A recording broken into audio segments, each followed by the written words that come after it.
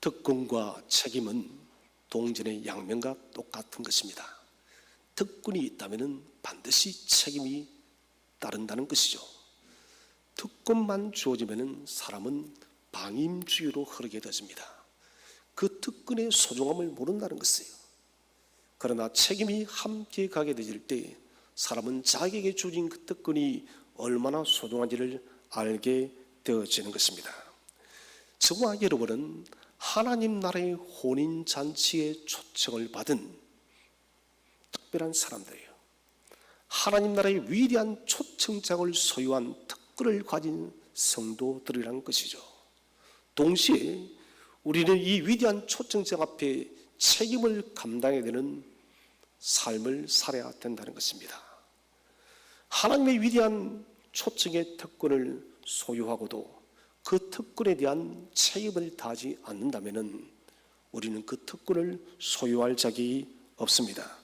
주님께서는 오늘 혼인잔치 비유를 통해서 우리를 하나님 나라에 초청하는 위대한 초청의 특권을 우리에게 말씀을 하고 있습니다. 더불어서 이 위대한 초청 앞에 우리는 이 특권을 소유한 동시에 우리는 무엇을 해야 되는가? 성도의 책임을 동시에 말씀을 하고 있습니다. 자, 천국은 어떤 것인가? 천국은 자기 아들을 혼인잔치를 베푼 한 임금과도 똑같다는 것입니다. 주님께서는 천국을 혼인잔치에 대해서 비유를 하고 있어요.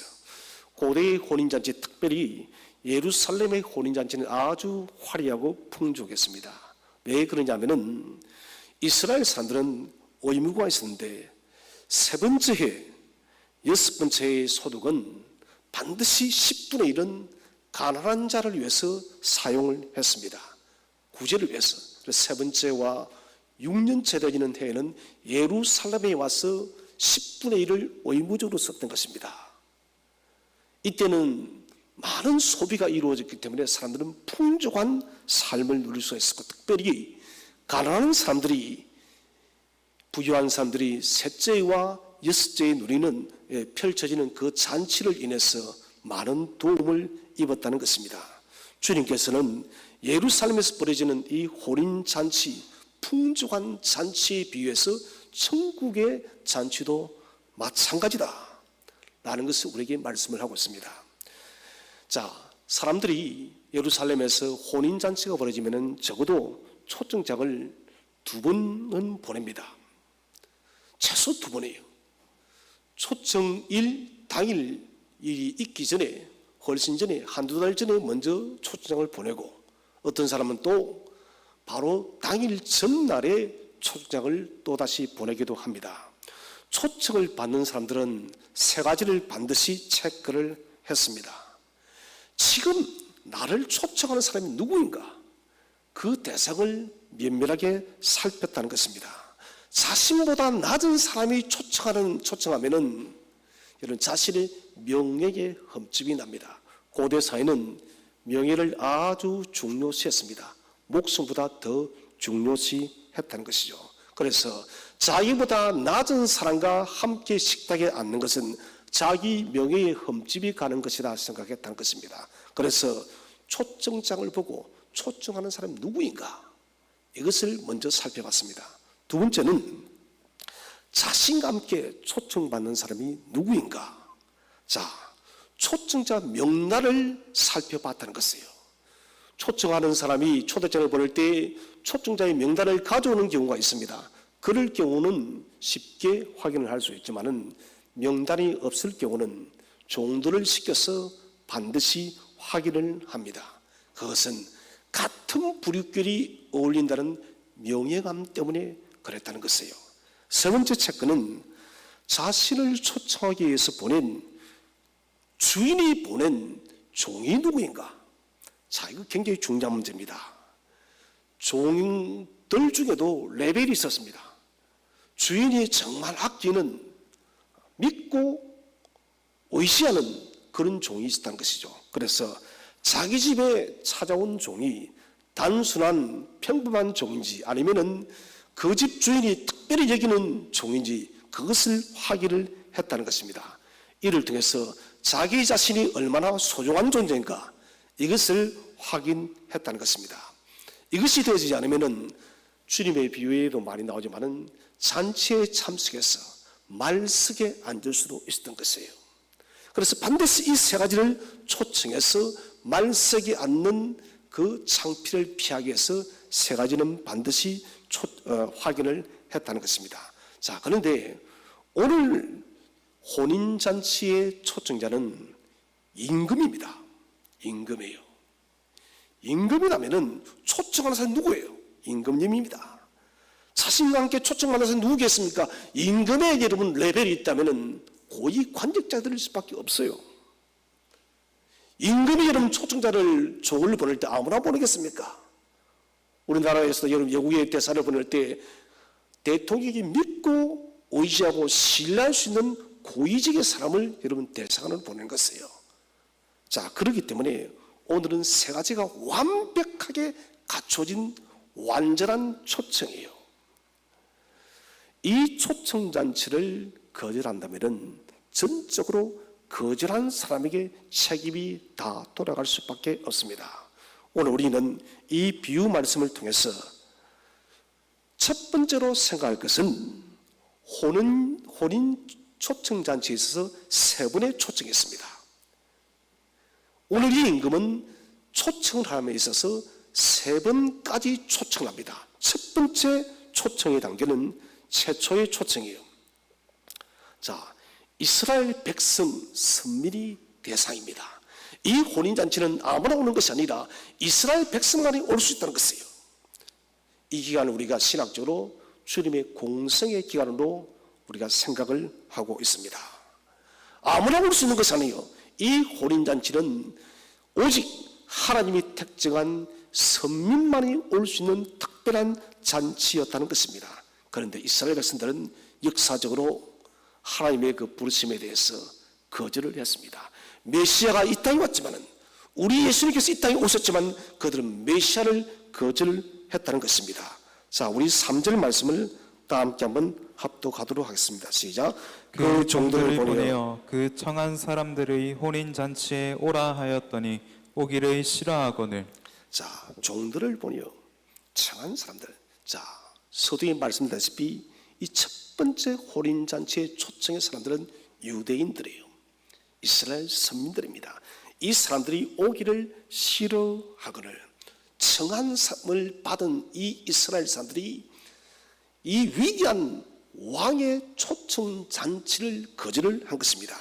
특별히 청하다라는 것은 여러분 단순한 초대가 아닙니다. 이것은 구원에 대한 초대예요. 구원에 대한 초대. 혼인잔치에 참여한다는 것은 주님께서 말씀하신다는 것은 하나님 나라에 대한 초대인 것입니다. 궁극적으로 구원받아서 하나님 나라에 들어가는 위대한 그 초청의 자리에 이스라엘 백성을 초청을 했다는 것입니다. 주 예수 그리스도를 통해서 우리에게 주어진 복음의 위대한 나라로 초청을 한 것입니다. 그런데 이 선민들이 이스라엘 백성들이 오기를 싫어하거늘 싫어한다는 것은 한 번이 아니에요. 지속적으로 거절했다는 것입니다. 주님께서 이런 이 땅에 오셨을 때 주님은 먼저 유대인들에게 하나님 나라를 선포하셨어요. 그런데 그들은 철저하게 주님을 배격합니다. 한 번 배격한 것이 아니라 지속적으로 그들은 거절했다는 것입니다. 주님의 초청은 유대인들이었습니다. 그러나 그들은 메시아를 거절했어요. 이 속에서 우리가 알 수 있는 것은 생명의 빛은 여러분 전 인류에게 비치지만은 선택받은 사람은 적다는 것입니다. 혼인잔치 초청 자체가 영광스러운 잔치입니다. 이 베슬제가 만왕의 왕이신 여호와 하나님께서 베푼 위대한 잔치이기 때문에 이 잔치는 이런 최고의 영광의 잔치인 것입니다. 임금의 하나님의 초청을 받는다는 자체가 최고의 영광이에요. 그런데 이스라엘은 그 영광을 무시해 버렸습니다. 소중한 절대 가치를 그들은 무시한 것이에요. 왜 그랬을까요? 그들은 이런 가치 기준이 달랐다는 것입니다. 예수 그리스도를 인본적으로 생각했던 것입니다. 자신의 이스라엘 나라를 건지기 위한 그런 좁은 메시아, 이스라엘 이름을 빛나게 할 자기들이 그리던 메시아를 생각했기 때문에 인류의 구세주로 오신 십자가의 예수 그리스도를 그들은 거절한 것이에요. 여러분, 예수님을 우리의 관점으로 재단하지 마시기를 바랍니다. 얼마 전에 한 친구와 이야기를 나누다가 하나님을 자꾸 여러분 인본적으로 계산해요. 성경의 그 사실이 실제냐고, 이런 일들이 가능하냐고.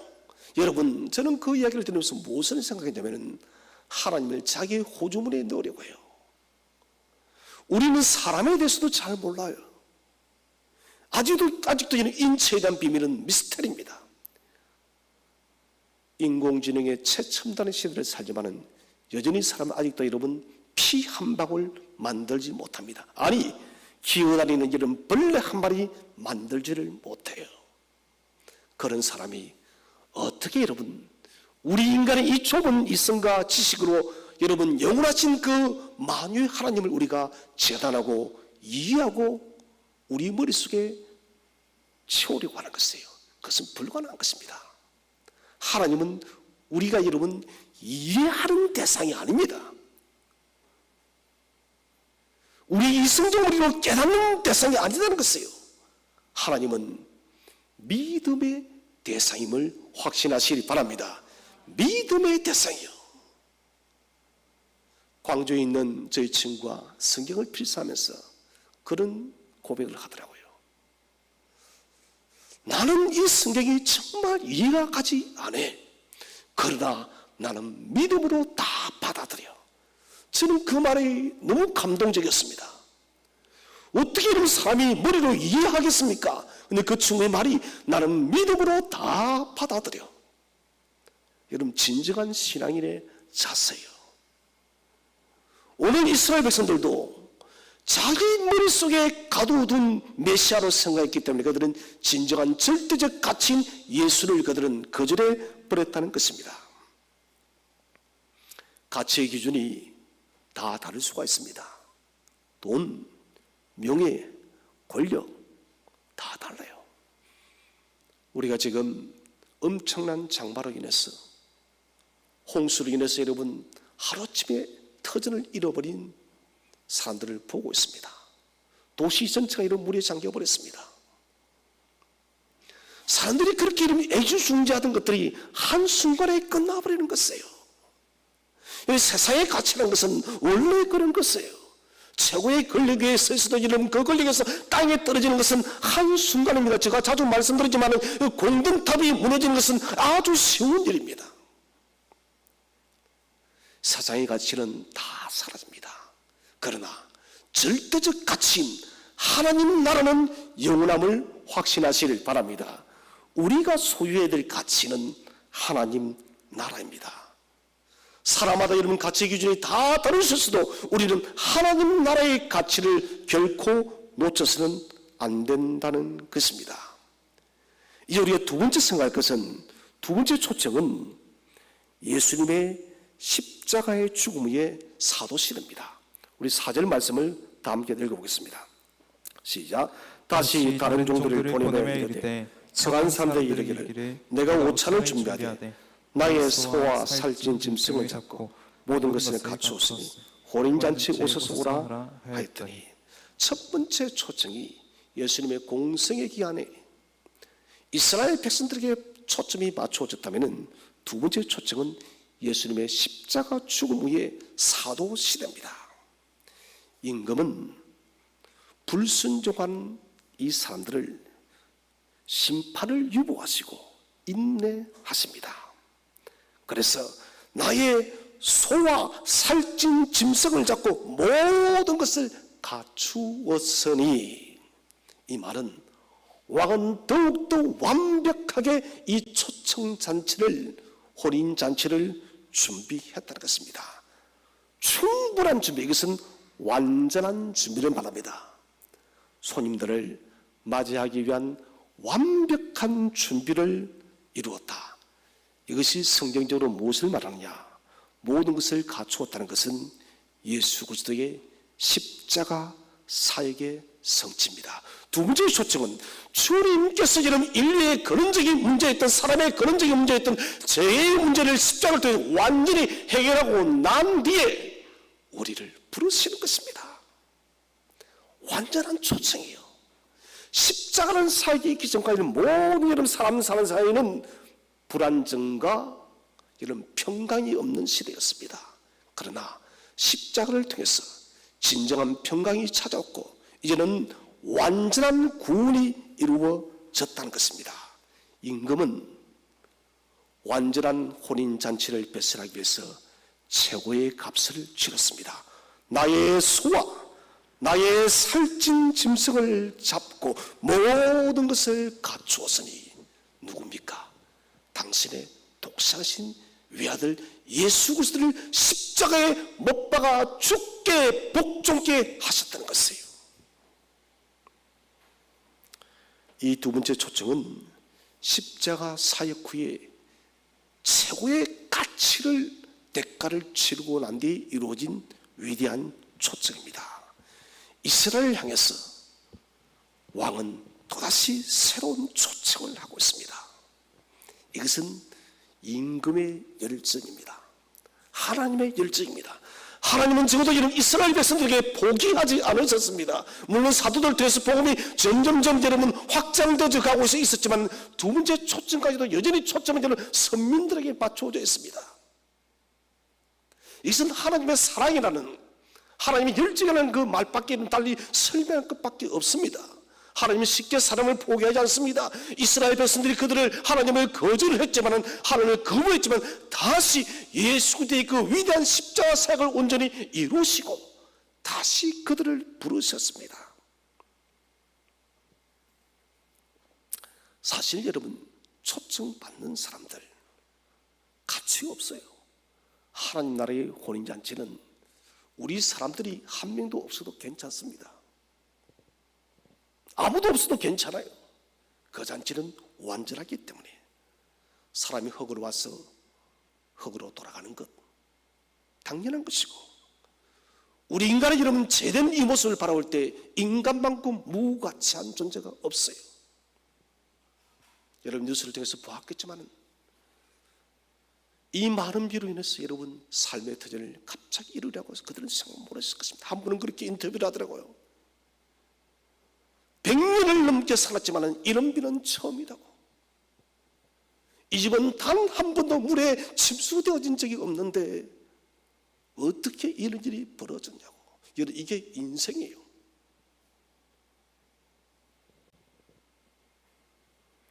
사람은 존재 자체가 여러분 그래요.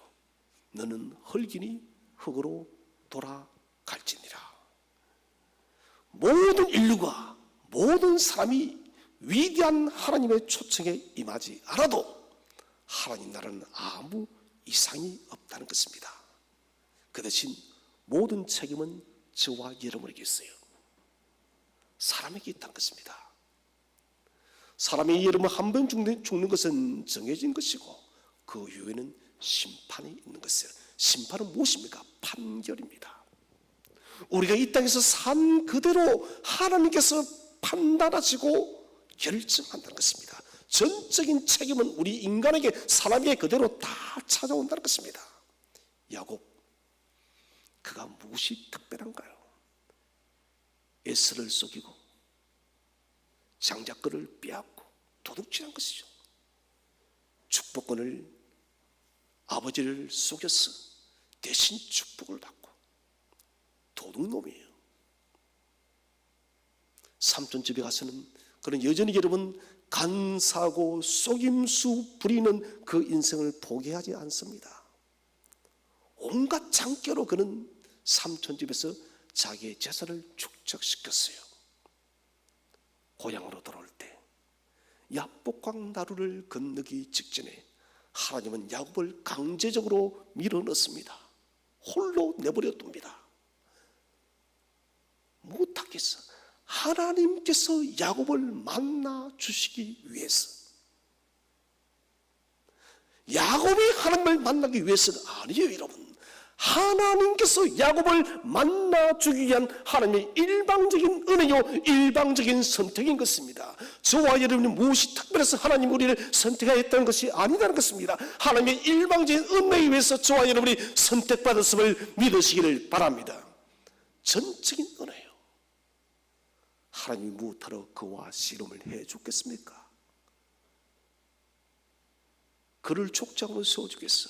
언약을 주기 위해서, 언약의 족장으로서 그를 세우기 위해서 하나님은 그를 의도적으로 만나줬고 의도적으로 선택했다는 것입니다. 모든 것이 다 이루어졌습니다. 예수 그리스도의 십자가 사역을 통해서 위대한 초청을 위한 천국 잔치는 완벽하게 준비되었습니다. 완전한 하나님 나라의 초청. 이스라엘 백성들은 지금도 최고의 초청장인 이 천국 잔치의 초대장을 그들은 알지 못합니다. 가치를 알지 못해요. 멀리 볼 필요 없이 우리들 여러분 가정 속에 남편이나 자녀들이 그런 사람들이 있다는 것을, 가장 위대한 초청장을 우리가 받아들이고서도 그 초청장의 가치를 모른다는 것이에요. 사람들이 어떻게 반응을 하고 있습니까? 22장 5절 말씀을 다 함께 읽어보겠습니다. 시작. 그들이 돌아보지도 않고 한 사람은 자기 밭으로 한 사람은 자기 사업하러 가고. 자, 반응이 나옵니다. 두 부류예요. 첫 번째 부류는 무관심으로 일관하는 사람들입니다. 그들이 돌아보지도 않고, 이것은 철저하게 무시를 했다는 것입니다.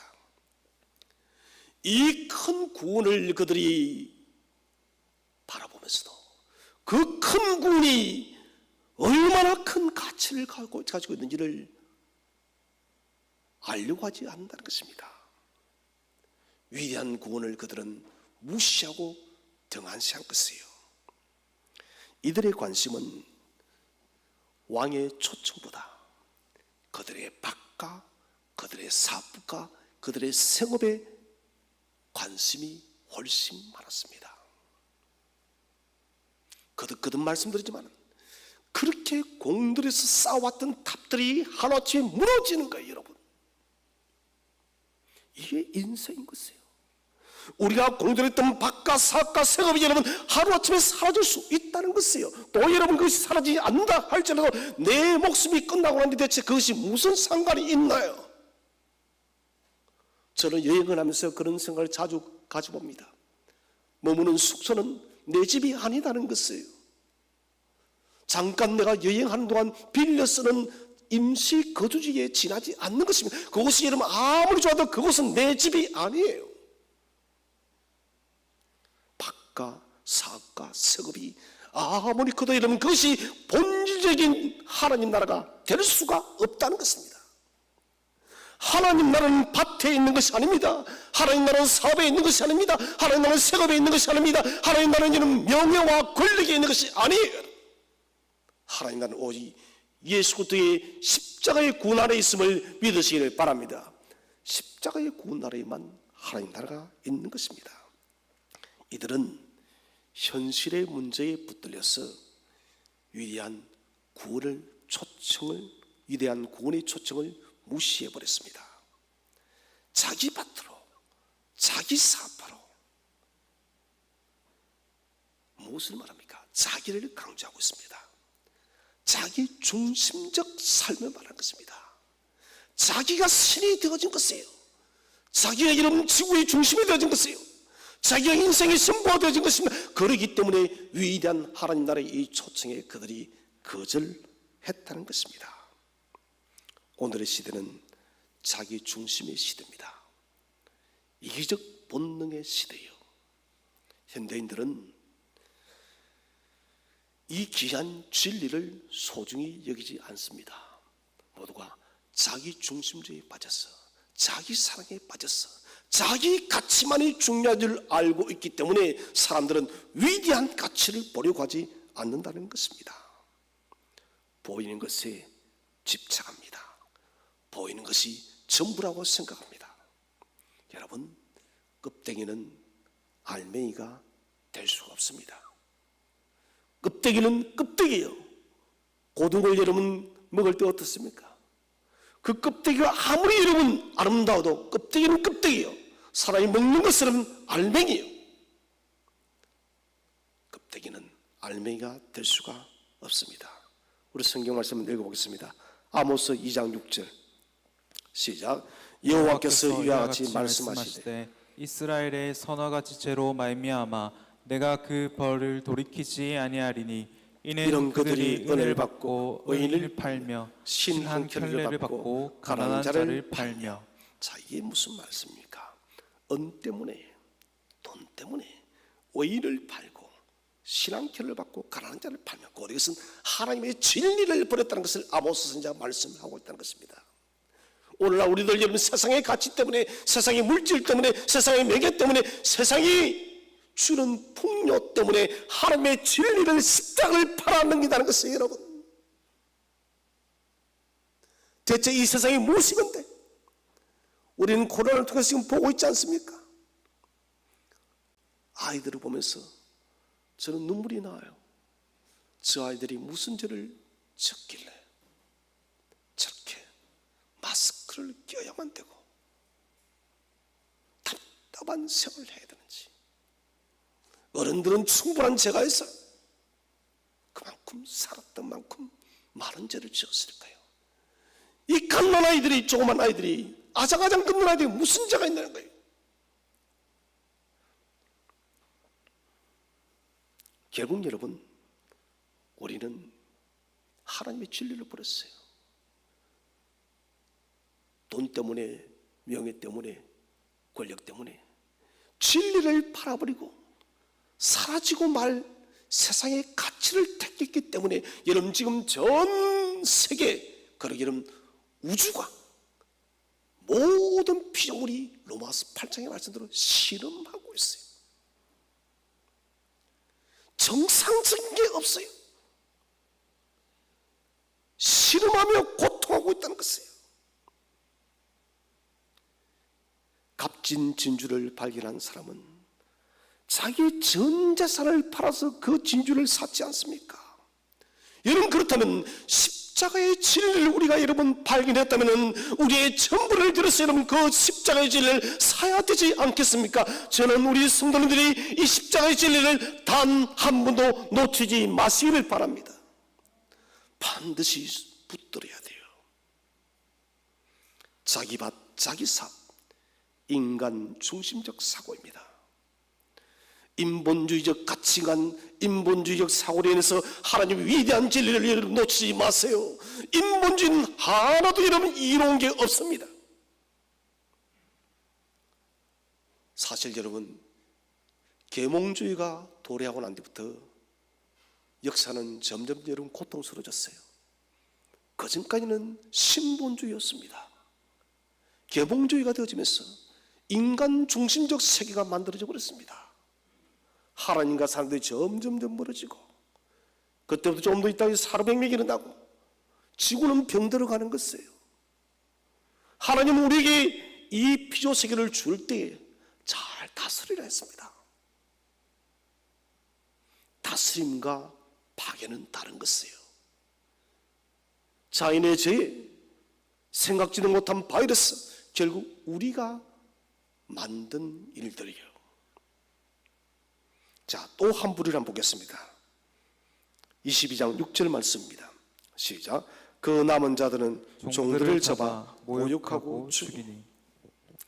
자, 한 부류는 자기 밭, 자기 사업 때문에, 인본주의, 자기 중심주의 때문에 진리를 무시했다면 이 사람들은 더 악합니다. 보낸 종들을 잡아 모욕하고 죽인 핍박자들이에요. 본문에는 세 가지의 중요한 동사가 나오고 있습니다. 잡다, 모욕하다, 죽이다. 점점 강한 구조로 되어 있습니다. 사람을 잡더니 그 사람을 모욕하고 결국은 죽였습니다. 우리 주님께서 이런 수모를 당하셨죠. 이 시대는 사도 시대입니다. 사도들은 복음 때문에 잡혔고 복음 때문에 모욕을 당했고 복음 때문에 12사도는 모두 이름 순교했습니다. 모든 사도들이 다 순교했어요.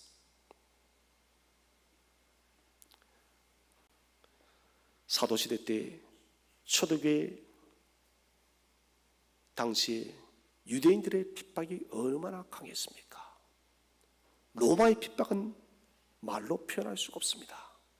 콜로세움 여러분 가서 한번 보시면 엄청난 경기장입니다.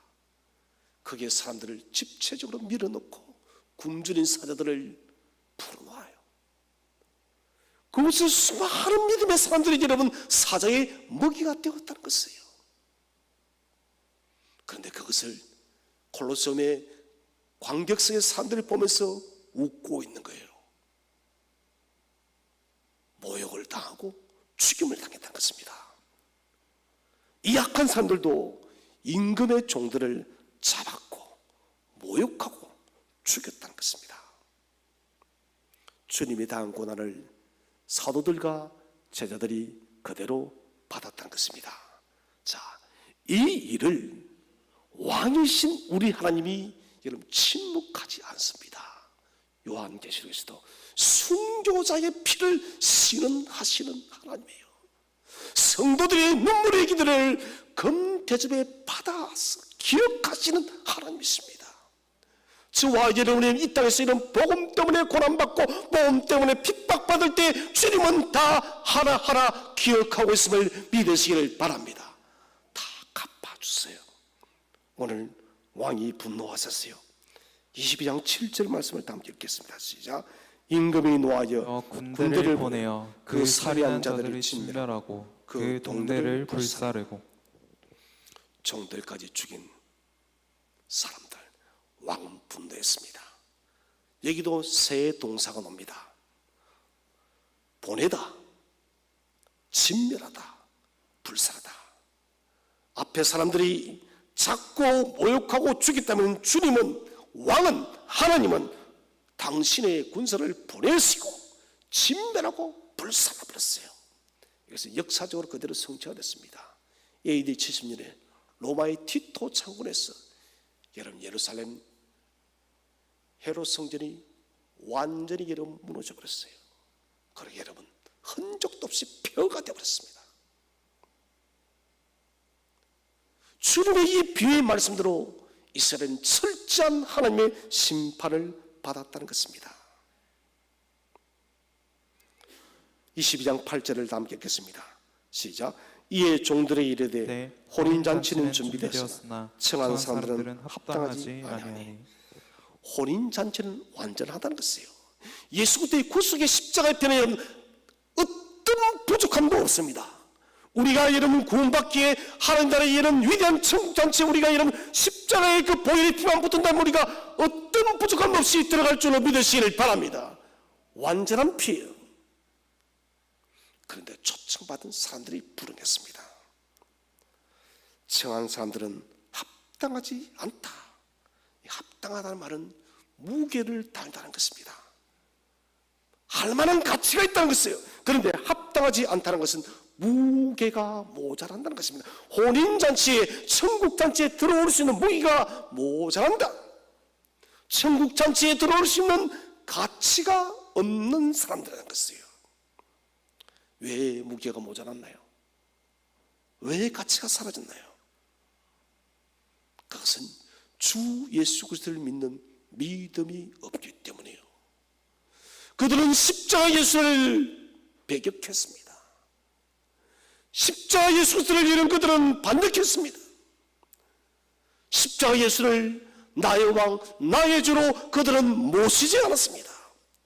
하나님 나라 여러분 가치의 평가 교준은 뭐냐? 하나예요. 십자가 예수에 대한 믿음 하나만입니다.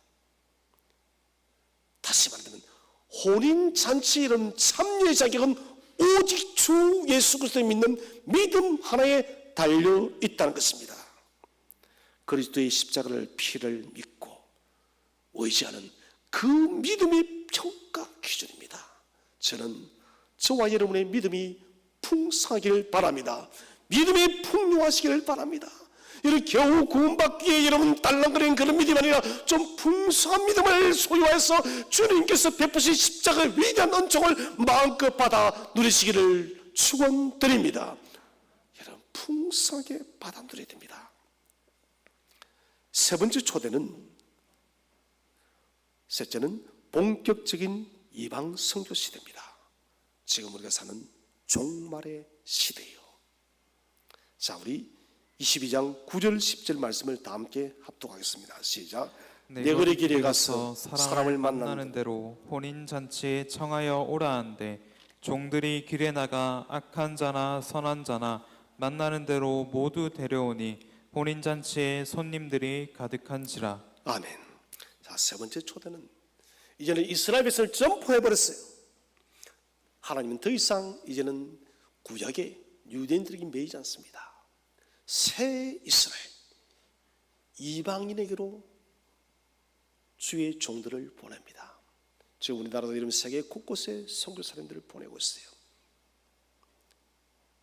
제가 알기로는 지금 거의 이런 선교에 막바지에 이르렀습니다.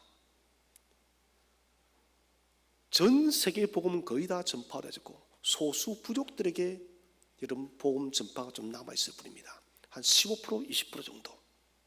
많게는 25%. 그것도 제가 볼 때는 20년 내면은 다 복음이 전해집니다. 오늘 보면은 내 거리 길에 가서 이제 나라의 경계에 바뀝니다. 더 이상 예루살렘에 매이지 말라는 것입니다. 임금들이 종을 보낸 것은 여러분 이제는 더 이상 성문 안이 아니라 성 안이 아니라 성 바깥으로 나가라. 그 당시 여러분 로마는 여러분 길을 통해서 모든 곳으로 나아갔습니다. 그래서 로마의 도로는 그 당시 알려진 모든 세상까지 다 연결이 되었습니다. 그래서 내 거리로 가라는 것은 이제는 더 이상 지리적 경계에 매이는 것이 아니라 너희는 지리적 경계를 다 넘어서서 이 복음을 온 세계에, 이 혼인잔치에 대한 초청장을 온 세계에 보내라는 것입니다. 이방으로 전파된 복음은 인종을 뛰어넘고 전 세계 십자가의 위대한 혼인잔치의 초청장이 지금 또 전달되어지고 있다는 것입니다. 오늘 성경문이 혼인잔치의 손님들이 가득한지라. 그 결과로 선교의 결과로 이방인에게까지 이런 복음이 전파된 결과로 하나님 나라의 혼인잔치에 하나님 나라가 점점 충만하게 채워져가고 있음을 믿으시기를 바랍니다. 여러분 이것이 우리가 복음을 전해야 될 중요한 이유입니다. 우리의 책임은 여러분 첫째는 믿음이요, 두 번째는 이 복음을 전하는 것이에요. 내가 받은 이 위대한 초청장을 나만 소유할 것이 아니라 여러분 이 초청장의 그 가치를 모르는 사람들에게 우리도 전해야 된다는 것입니다. 그리스도께서 우리에게 주신 위대한 구원의 초청장, 특권이에요. 특권은 사용해야 됩니다. 사용하지 않으면 가치가 없어요. 언제가 커피 쿠폰이 있었는데 요즘은 핸드폰에 뭐가 다 있다 보니 제가 사용하지 않았더라고요. 쓰려고 보니까 날짜가 지났더라고요. 그건 여러분 날짜 지나면 말해도 상관이 소용없어요. 절대 여러분 그 쿠폰은 다시 사용할 수 없습니다. 무엇이든 이런 유효기한이 있다는 것입니다. 우리가 먹는 여러분 음식도 마찬가지지 않습니까? 유효기한이 지나면 여러분 상해서 먹을 수가 없습니다. 주님의 초청의 시간도 여러분 유효기한이 있다는 것입니다. 위대한 초청이 왔는데 그 유효기한을 우리가 넘어버린다면 더 이상 우리는 그 초청에 들어갈 수가 없어요. 시간은 무한하지 않아요. 시간은 유한합니다. 초청의 시간이 지나면 더 이상 들어갈 수가 없습니다. 모든 것은 때가 다 있습니다. 열리는 시간이 있으면 닫히는 시간이 있고 밀물의 시간이 있으면 썰물의 시간이 있고, 해가 떠오르면 해가 지는 시간이 있다는 것입니다. 세상 속의 기회는 우리가 이런 실패도 다시 잡을 수 있는 기회가 있다면 여러분, 구원에 대한 초청장의 그 특권의 시간이 만료되어지면 우리는 결코 재기할 수가 없습니다. 실패자에게 재기할 수 있는 기회가 없다는 것이에요. 하나님 나라에 부르는 위대한 초청, 이 기회를 놓치는 것은 영원의 문제예요. 사람이 죽으면 모든 것이 다 결정 나버려요. 죽고 나면 두 번 다시 무엇을 선택할 수 없다는 것입니다. 노아의 방주의 문이 닫힌 후에 어떤 생물도, 어떤 사람도, 어떤 동물도 더 이상 들어올 수가 없었습니다. 천국 혼인잔치도 마찬가지입니다. 주께서 말씀하시더라고. 천군 천사와 함께 구름을 타고 나팔 소리와 함께 이 땅에 재림하실 때 여러분, 더 이상 여러분 사람들은 주를 만날 수가 없는 거예요. 주님이 재림하시기 전에 우리는 위대한 혼인잔치에 더욱더 적극적인 참여자가 되시고 이 초청을 우리가 알려야 된다는 것이에요. 지금 우리는 마지막 시대에 살아요. 세기말 징조를 우리가 이미 인지하고 있지 않습니까? 세상이 정상적인 것이 없습니다. 사람도 미쳐가고 있어요. 저는 좀비 영화를 보면서 그런 말을 찾아합니다. 사람이 정말 저렇게도 될 수가 있겠구나. 사람이 사람을 잡아먹는 좀비가 될 수 있겠구나. 왜요? 바이러스에 의해서, 유전자 변경에 의해서 충분히 그럴 수가 있어요. 지금 우리는 세기말 종말의 시대에 삽니다. 여러분, 머뭇거려서는 안 됩니다. 오늘 여러분 가정에 돌아가셔서 나의 자녀들, 나의 남편, 나의 아내, 여러분 우리 가정에 먼저 위대한 혼인잔치 초청장을 다시 내미시기를 바랍니다. 포기하지 마시기를 바랍니다. 우리 이웃들에게도 우리는 이 초청장을 끊임없이 밀어야 됩니다. 자, 큰 두 번째는 혼인잔치 참자의 절대적 법이 있습니다.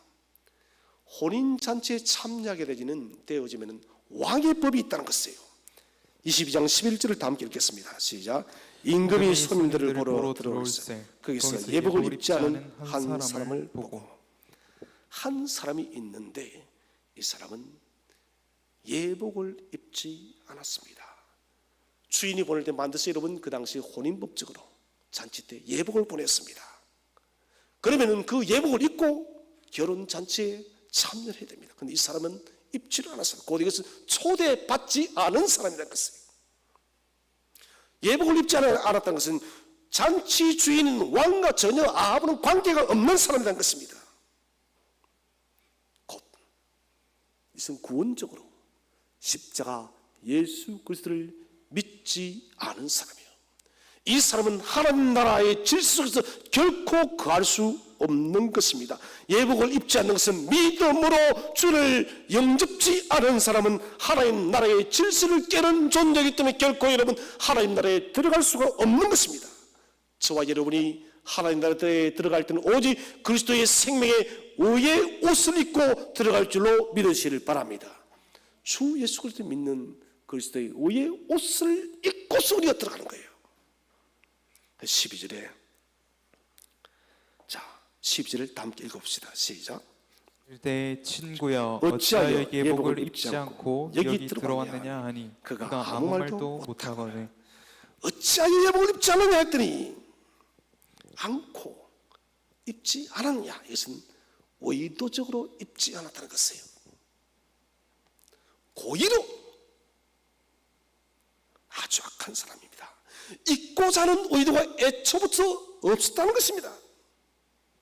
이것은 천국 혼인잔치를 근본적으로 흔드는 무질서예요.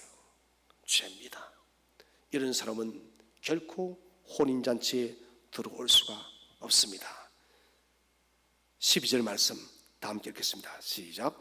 이르되 친구여 어찌하여 예복을 입지 않고 여기 들어왔느냐 하니 그가 아무 말도 못하거늘. 아무 말도 못한다. 이것은 제갈로 입을 막다는 말이에요. 예복을 입지 않은 사람은 예수 그리스도를 믿지 않은 데는 어떤 변명도 할 수 없다는 것입니다. 하나님의 그 심판 앞에서 어떤 변명도 할 수 없다는 것입니다. 왜? 위대한 초청은 계속해서 전해졌는데 자기가 받아들이지 않았다는 것이에요. 주님은 이 비유를 드시기 전에 포도원 비유를 드셨습니다. 두 아들 비유. 하나들은 포도원을 갖고 가지 않는다고 갖고, 하나들은 갖겠다고 가지 않습니다. 또 포도원 비유는 종들이 주인의 보낸 사신들을 무시해버린, 마지막에 아들을 보냈더니 그 아들까지 죽여버리죠. 이것은 책임을 묻고 있는 것이에요. 책임. 이 비유도 특권 속에 누리는 책임을 언급하고 있습니다. 왜 예복을 입지 않았느냐? 아무 말도 못한다. 의도적으로 입지 않았다. 전적으로 예복을 입지 않은 사람의 책임이 난 것입니다. 구원에 대한 책임 누구에게 있나요? 사람에게 있다는 것이에요. 의도적으로 입지 않은 사람은, 입지 않은 존재는 사람이지 하나님이 그렇게 해달라는 거 아니에요, 여러분. 하나님은 여러분 많은 은혜를 베풀었지만 사람이 의도적으로 그 구원의 초청을 거절했다는 것입니다. 주님께서는 이 비유를 마치면서 이렇게 말씀하십니다. 14절 말씀을 다 함께 읽도록 하겠습니다. 시작. 청함을 받은 자는 많되 택함을 입은 자는 적으니라. 자, 청함을 받은 자는 많되 택함을 받은 자는 적으니라. 이 말씀을 D.L. 무디 목사님께서 이렇게 주석을 했습니다. 청함 받은 자는 많되 택함 입은 자는 적으니라. 택함을 받았다는 뜻이 무슨 말인가? 구원을 받은 사람이에요. 택함 받은 사람 많은데 이 택감을 선택한 사람이 적다는 거예요. D.L. 무디 목사님께서 결국 인간의 책임을 강조하고 있는 거예요. 하나님께서는 많은 사람을 택하셨는데 이 택감을 받아들인 사람들이 적다는 것이에요. 사람이 그것을 거절했다는 것입니다. 예수님께서 일부 소수의 사람만 택한 것이 아니라 예수님은 온 인류를 위해서 구속의 대속의 피를 흘렸는데 인간이 그것을 거절했다는 것이에요. 그래서 우리는 심판대 앞에서 아무 말도 할 수가 없는 것입니다. 천국 잔치는 전적으로 여러분 사람의 책임입니다. 혼인예복을 입는 것은 참여자의 책임입니다. 입지 않은 것은 그리스도의 왕권을 십자가를 인정하지 않는 것이에요. 은혜의 특권 속에는 귀한 책임이 함께 하고 있습니다. 지금도 혼인잔치로 부르시는 그리스도의 음성에 귀를 기울이시기 바랍니다. 우리는 지금 이런 마지막 시대를 살고 있습니다. 여러분 주저하지 마시기 바랍니다. 먼저 부름을 받은 우리들은 더욱더 그 하는 날의 잔치에 이런 주역적인 참여자가 되어지기 위해서 우리의 믿음을 정진시키시길 바랍니다. 아직도 이 부름에 응답하지 않은 많은 사람들, 이분들에게 끊임없이 계속해서 이런 초청을 하시기를 바랍니다. 이 음성에 귀를 기울이시기를 바랍니다. 이 음성의 귀를 기울여서 하나님의 그 부여함에 참여해서 하나님의 그 위대한 특권을 마음껏 받아 누리시기를 바랍니다. 주님 오실 날 얼마 남지 않은 것 같아요. 혼인잔치 참여하는 그날까지 더욱더 뜨거운 열정과 뜨거운 믿음으로 우리에게 주어진 길들을 묵묵히 걷고 우리에게 주어진 책임을 온전히 다 감당해내는 저와 여러분 되시기를 주의 이름으로 축원드립니다.